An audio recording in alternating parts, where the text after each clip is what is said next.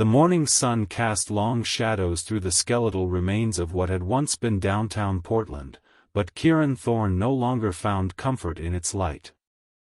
3 years had passed since the outbreak, 3 years since the world had crumbled into ash and silence, yet he still woke each day expecting to hear the familiar sounds of traffic, of children laughing, of life continuing as it always had. Instead, only the whisper of wind through broken windows greeted him, carrying with it the perpetual scent of decay that had become the world's new perfume. Kieran adjusted the straps of his weathered backpack and stepped carefully over the debris littering Fifth Avenue. Glass crunched beneath his boots, the sound unnaturally loud in the oppressive quiet. Every footstep felt like a betrayal, announcing his presence to anything that might be listening. He had learned to move like a ghost through these streets, but some sounds were unavoidable. The city had become a graveyard, and he was both mourner and survivor, walking among the tombstones of a civilization that had collapsed in mere weeks. His destination today was the old public library, a massive stone building that had somehow remained partially intact while skyscrapers around it had crumbled. Books might not feed him, but they fed something else inside him that was slowly starving. In a world where human voices had been reduced to screams and then to nothing at all, the written word had become his only companion. Between those pages lived conversations, arguments, love stories, and dreams that the plague couldn't touch. The infected had taken everything else. As Kieran navigated around an overturned bus, its windows long since shattered and its metal frame rust-stained with what he tried not to think about, he caught a glimpse of movement in his peripheral vision.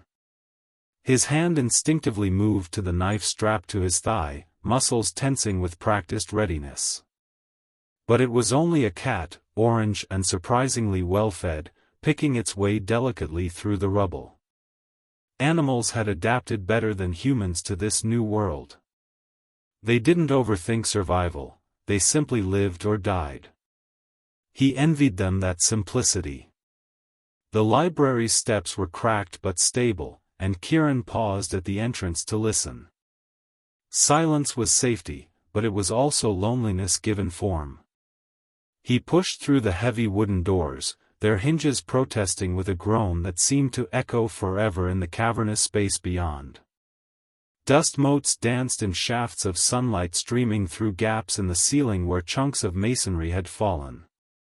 Nature was already beginning to reclaim this temple to human knowledge, ivy creeping through the broken windows and moss growing in the corners where moisture had gathered.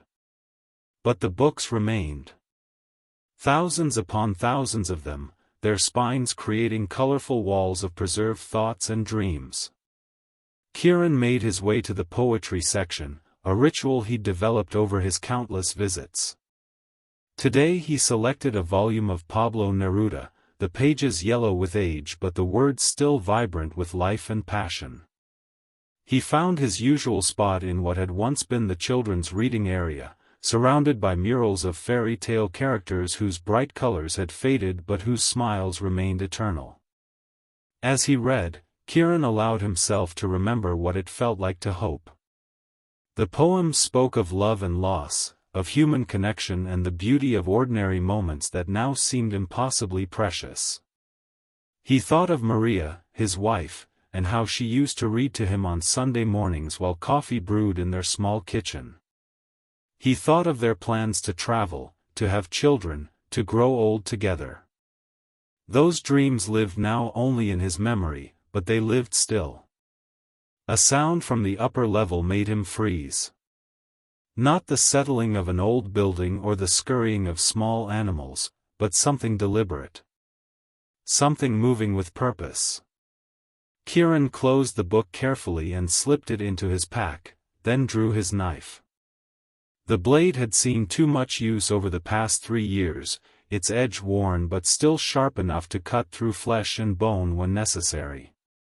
He stood slowly, every sense heightened, and began to move toward the marble staircase that led to the second floor. Each step was a calculated risk, each breath a conscious decision to continue living in a world that seemed determined to kill him. Whatever was up there, human or otherwise, Kieran would face it as he had faced everything else since the world ended. With the desperate courage of a man who had nothing left to lose except his life, and sometimes questioned whether that was worth keeping at all. The stairs betrayed him on the 7th step, the ancient marble groaning under his weight with a sound that seemed to reverberate through every corner of the library. Kieran froze, his heart hammering against his ribs as he strained to hear any response from above. The silence that followed was worse than any scream would have been, pregnant with possibilities that made his skin crawl. In this new world, silence meant predators were listening, calculating, preparing to strike. He waited a full minute before continuing upward, placing each foot with the precision of a tightrope walker. The 2nd floor had always been his least favorite part of the library, even before the world ended. Too many blind corners, too many shadows where things could hide. The reference section stretched out before him like a maze of abandoned knowledge, towering shelves creating narrow corridors that felt more like a trap than a sanctuary. The sound came again, closer now. The unmistakable shuffle drag of feet that no longer followed the rhythm of living purpose. Kieran's blood turned to ice as he recognized the irregular gait of the infected. They moved differently than the living, their damaged nervous systems creating a distinctive pattern that had haunted his nightmares for 3 years. This one was close, maybe 2 aisles over, moving slowly but steadily through the stacks. Kieran had 3 choices: retreat, hide, or engage. Retreat meant abandoning his sanctuary, possibly forever. The infected tended to linger in places where they encountered the living, as if some primitive part of their destroyed minds remembered the encounter and waited for it to happen again. Hiding was temporary at best. Eventually, he would need to leave, and it would still be here. That left engagement, and engagement meant killing what had once been human. He moved toward the sound with practiced stealth, knife held low and ready. The smell reached him first, that distinctive sweet-rot odor of flesh that refused to die properly. It was a smell that clung to everything in this new world, seeping into clothing and hair and dreams until it became as much a part of daily existence as breathing. But concentrated like this, it spoke of something that had been infected for a long time, something that had learned to survive in this state far longer than should have been possible. Kieran peered around the corner of a shelf marked World History and saw her. She had been young once, maybe a college student or recent graduate. Now her blonde hair hung in matted clumps around a face that was gray-white except for the dark veins visible beneath translucent skin. Her clothes had once been bright and fashionable, now they were stained and torn, hanging loose on a frame that had continued to deteriorate long after death should have claimed her. She was reading. The sight hit Kieran like a physical blow. The infected didn't read. They didn't engage with anything except the endless hunger that drove them to seek living flesh. They were creatures of pure instinct, their humanity burned away by whatever had changed them. Yet here she was, holding a book in hands that trembled with palsy, her clouded eyes moving across the pages as if the words still meant something to her. The book was a romance novel, its pink cover featuring an embrace between 2 impossibly beautiful people. She held it carefully, almost tenderly, and Kieran could see her lips moving slightly as if she were trying to form words that her damaged vocal cords could no longer produce. It was the most heartbreaking thing he had witnessed since the world ended, a glimpse of the person she had been struggling to survive inside the monster she had become. Kieran lowered his knife. He should kill her. Every survival instinct screamed at him to end this threat while he had the advantage of surprise. The infected were dangerous in ways that went beyond their hunger for human flesh. They carried diseases that could spread through bites or scratches, and their unpredictable behavior made them impossible to reason with or control. She could attack without warning, driven by impulses he couldn't understand or predict. But she was reading. In a world where humanity had been reduced to its most primitive functions, she was still trying to connect with something beautiful, something that spoke to the heart rather than the stomach. How could he destroy that? How could he take away perhaps the last flicker of who she had been? The infected woman looked up suddenly, her clouded eyes meeting his. For a moment, neither moved.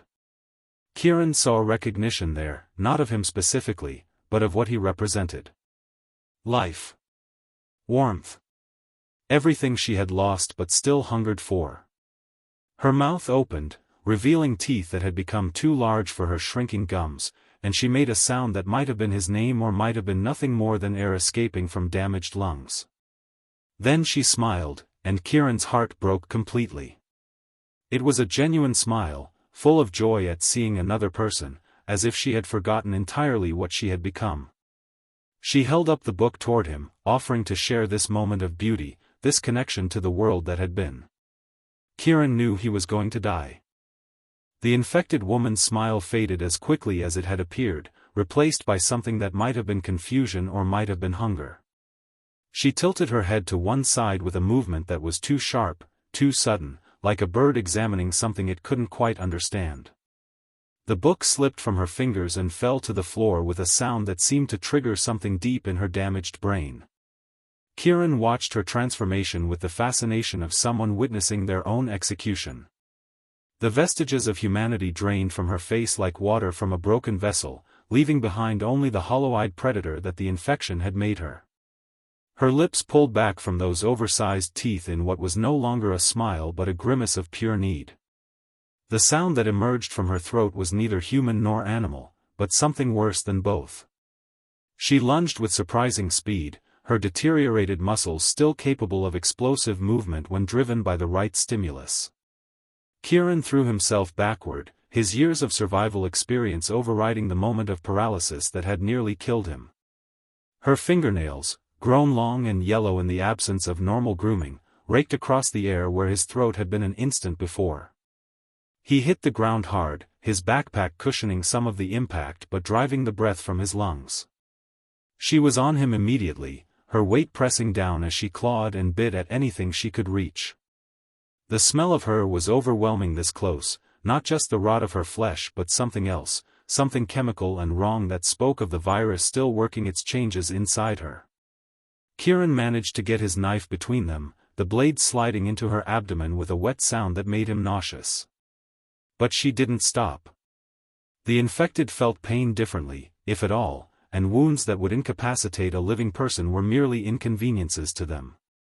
She pressed forward against the blade, driving it deeper into herself in her eagerness to reach him, dark fluid leaking from the wound and dripping onto his face.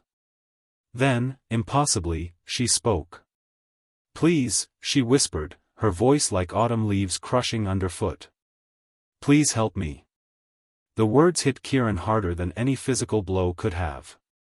She was still in there, trapped inside this rotting shell, aware of what she had become but unable to control it. He could see the horror in her eyes now, the desperate pleading of someone drowning and begging to be saved. But there was no salvation for the infected. There never had been. Kieran twisted the knife and pushed upward with all his strength, finding the gap between her ribs and driving the blade into her heart. She gasped, a sound that was more relief than pain, and collapsed on top of him. Her weight was nothing now, all the strength that had driven her attack flowing away like wine from a broken cup. "Thank you," she breathed against his ear, and then she was still. Kieran lay there for a long time, feeling her blood cooling against his skin and trying to process what had just happened. The infected weren't supposed to be aware. They weren't supposed to suffer or remember or maintain any connection to their former selves. The woman who had attacked him had shattered everything he thought he knew about the virus and its effects. When he finally managed to push her body aside and stand, his hands were shaking so badly he could barely hold his knife. The romance novel lay open beside her, its pages splattered with blood and other fluids he didn't want to identify. The irony wasn't lost on him, she had died reaching for love, even in this twisted form. A sound from somewhere else in the library made him freeze again. Footsteps, but these had the steady rhythm of the living. Kieran wiped his blade clean and moved toward the sound, every nerve on high alert. Finding one infected person who retained some fragment of consciousness was disturbing enough, finding another survivor in this dead city would be either a miracle or a disaster. He found them on the main floor, 3 people moving carefully through the stacks with the practiced caution of experienced survivors. A woman with dark hair pulled back in a severe ponytail, a man with prematurely gray hair and intelligent eyes, and a child who couldn't have been more than 12.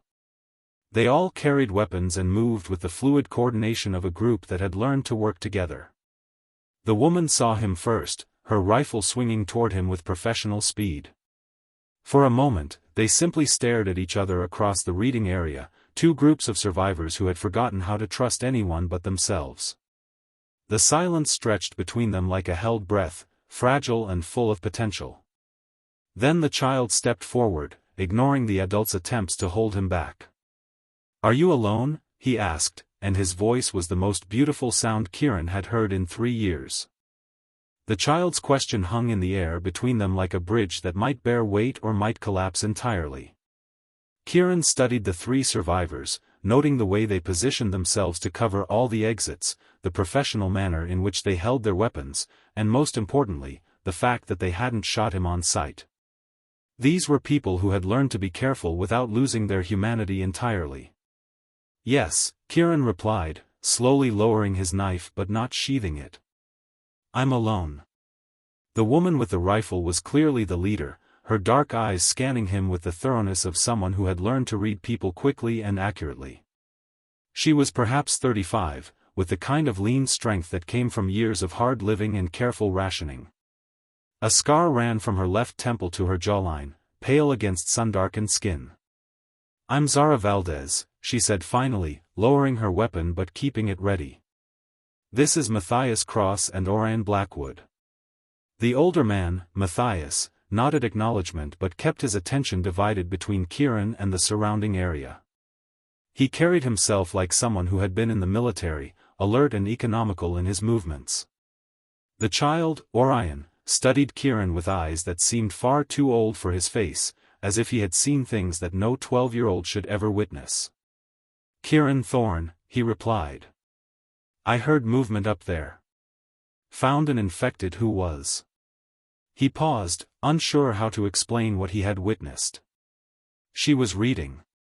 Actually reading a book, and when I killed her, she thanked me." The 3 survivors exchanged glances, and Kieran caught something in their expressions that suggested his story wasn't entirely unexpected. Matthias stepped forward, his weathered face grave. "How long have you been alone out here?" he asked. 3 years. Since the beginning." Kieran watched their reactions carefully. "Why? Is that significant?" Zara lowered her rifle completely and gestured for the others to do the same. "Because we've been tracking changes in the infected for the past 6 months. They're evolving, becoming more complex. Some of them are retaining memories, fragments of their former selves." "That's impossible," Kieran said, but even as the words left his mouth, he knew they weren't true. He had seen the evidence himself, lying in a pool of blood beside a romance novel. Orion spoke up, his young voice carrying a weight that made Kieran's chest tighten. "My mom was one of them. Before she died completely, I mean.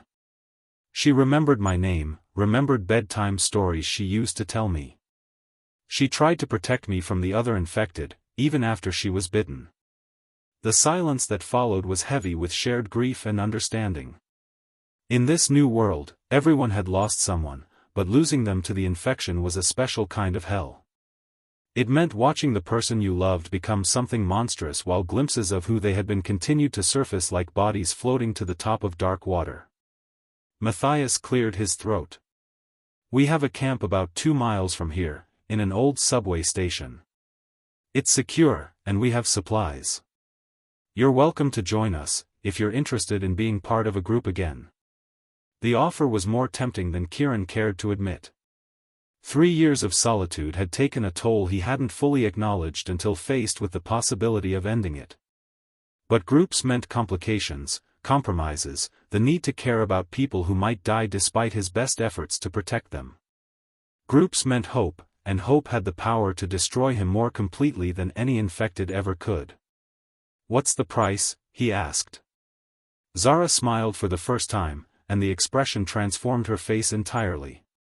"Information. You've been alone longer than anyone we've met. You've seen things, learned things about survival that we need to know. In exchange, we share resources, watch each other's backs, and try to build something better than just staying alive day to day. And if the infected are really changing, Matthias added, we need to understand what that means. Are they becoming more dangerous? More human? Both? The answers might determine whether our species has a future or not. Orion had wandered over to where the infected woman lay, studying her with the detached curiosity of someone who had been forced to grow up too quickly. She's got a wedding ring, he observed. I wonder if she remembered being married. The comment hit Kieran like a physical blow. His own wedding ring was long gone, lost during a particularly brutal encounter with a group of infected in the early days. But the memory of what it had represented, the promises it had symbolized, remained as sharp as ever. If the infected were truly retaining memories of love, of connection, of everything that had made them human, then killing them became something far more complex than simple survival. What do you think? Zara asked, and Kieran realized she was talking to him about joining their group. He looked at each of them in turn, the warrior woman who had managed to retain compassion, the soldier who had found purpose in protection, and the child who had survived horrors that would have broken most adults. They were a family forged by necessity and loss, held together by the simple determination to keep each other alive. I think, Kieran said slowly, that I'm tired of talking to books instead of people. Orion grinned, the expression so bright and genuine that it seemed to push back the shadows filling the library. Wait until you meet Nyla, he said. She's going to love you. The subway tunnels beneath the city had become a different world entirely, one where the rules of the surface no longer applied. Kieran followed his new companions through maintenance passages and abandoned platforms, noting how they had adapted the underground infrastructure to serve their needs. Solar panels rigged near ventilation shafts provided limited electricity, while a complex system of mirrors and reflective surfaces carried natural light deeper into the tunnels than should have been possible. Their camp occupied what had once been the central station platform, the space transformed into something that felt almost like home. Sleeping areas had been partitioned with hanging blankets and salvaged screens, creating privacy while maintaining the ability to respond quickly to threats. A workshop area contained tools and supplies for maintaining weapons and equipment, while a communal kitchen utilized a clever ventilation system that dispersed cooking smoke through multiple exit points to avoid detection. But it was the garden that truly amazed him. Nyla Winters had somehow coaxed life from the darkness, creating growing beds using soil scavenged from the surface and LED lights powered by their solar array. Tomatoes climbed makeshift trellises while herbs and leafy greens filled every available space. She worked among the plants with the focused attention of someone who understood that this small miracle was the difference between mere survival and actually living. She was perhaps 25, with auburn hair that caught the artificial light and hands stained green from her work. When Zara introduced them, Nyla looked up from transplanting seedlings and smiled with such genuine warmth that Kieran felt something inside his chest that he had thought was permanently frozen begin to thaw. "Welcome to paradise," she said, gesturing at the growing beds with dirt-covered hands. "It's not much, but it's ours." That evening, they gathered around a small fire fed by carefully hoarded wood and shared a meal that included fresh vegetables, the first Kieran had tasted in over a year. The conversation flowed easily, covering practical matters like security rotations and supply runs, but also touching on subjects he had almost forgotten people discussed. Books they missed reading, movies they wished they could see again, places they dreamed of visiting if the world ever healed. Orion had fallen asleep with his head on Matthias's shoulder, and the older man gently stroked the boy's hair while continuing to discuss perimeter defenses with Zara. The gesture was so naturally protective, so full of quiet love, that Kieran had to look away. These people had somehow managed to create not just survival, but family. "Tell us about the infected you encountered today," Nyla said softly, her voice carrying the authority of someone who had been thinking about the implications all afternoon. "Everything you remember." Kieran described the encounter in detail, from the woman's initial appearance to her final words. As he spoke, he watched their faces, seeing confirmation of his own growing fears reflected in their expressions. When he finished, silence settled over the group like a heavy blanket. "We've seen it too," Zara said finally. "Not often, but enough to establish a pattern. The infected who retain consciousness are usually the ones who have been changed for at least 2 years. They're stronger than the fresh ones, more coordinated, but also more unpredictable." Matthias shifted carefully to avoid waking Orion. "The question is whether this represents an evolution or a degradation. Are they becoming more human or less human? And what does that mean for the long-term survival of either species?" "There's something else," Nyla added, her voice barely above a whisper. "Something we haven't told you yet because we weren't sure we could trust you. We've made contact with one of them." The words hit Kieran like ice water. "What do you mean, contact?" Zara leaned forward, the firelight casting harsh shadows across her scarred face. "There's an infected woman who comes to the perimeter sometimes. She doesn't attack, doesn't try to break in. She just stands at the edge of our detection range and watches. When we try to approach, she backs away, but she doesn't flee entirely. We call her the Sentinel," Matthias said. "She's been watching us for 3 months now. Sometimes she brings things, canned food, medical supplies, even books. She leaves them where we can find them and then withdraws." "That's impossible," Kieran said, but he was thinking of the woman in the library, of her desperate plea for help and her final word of gratitude. The infected don't help people. They can't overcome their basic programming. Can't they? Nyla's question hung in the air like a challenge. What if the infection isn't just destroying humanity? What if it's transforming it into something else entirely? Something that retains memory and emotion but operates under different rules? The implications were staggering. If the infected were truly evolving into something that could coexist with humanity, everything about their survival strategy would need to change. But if they were simply becoming more sophisticated predators, the threat they posed would increase exponentially. "Tomorrow," Zara said, "we'll take you to see her. The Sentinel usually appears around sunset, and if she's still observing us, you might be able to provide some insight into what she wants." As they prepared for sleep, Kieran found himself staring at the ceiling of the tunnel and thinking about the future for the first time in 3 years. He had joined this group expecting to find temporary shelter and companionship, but instead he had discovered something far more dangerous: hope. These people weren't just surviving, they were planning for tomorrow, for a world that might exist beyond the immediate need to stay alive. The question was whether tomorrow would bring the chance to build something better, or whether it would bring the kind of revelation that would destroy everything they had worked to create. Either way, he would face it with them, and that made all the difference. The Sentinel appeared at precisely sunset, as Zara had predicted, materializing from the shadows of the abandoned shopping complex like a ghost-given substance. From their concealed observation post in the ruins of a coffee shop, Kieran studied her with the intensity of someone trying to solve a puzzle that might determine his survival. She had been beautiful once, that much was clear even from a distance. Tall and graceful, with long dark hair that moved in the evening breeze like water.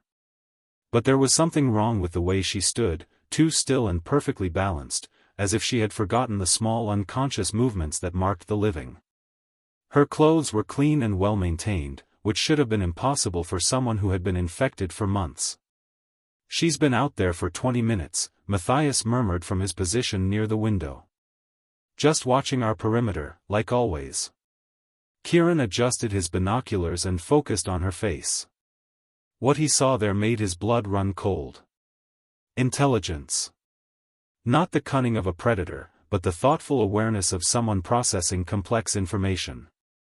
She was studying their defenses, learning their patterns, making decisions based on what she observed. "She's not just watching," he said quietly. "She's planning something." As if responding to his words, the Sentinel reached into a bag at her side and withdrew something that glinted in the fading light.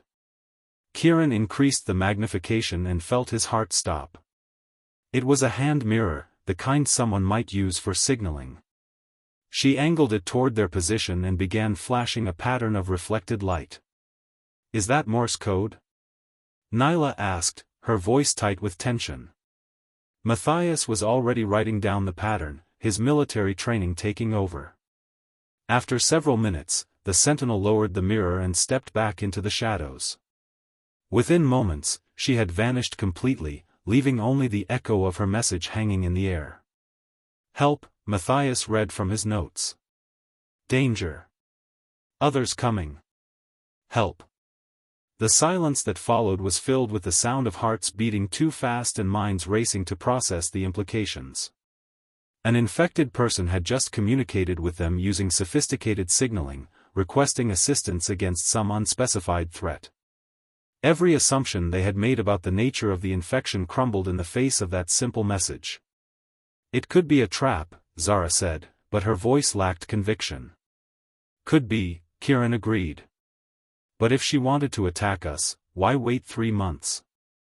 Why bring us supplies? Why warn us about danger?"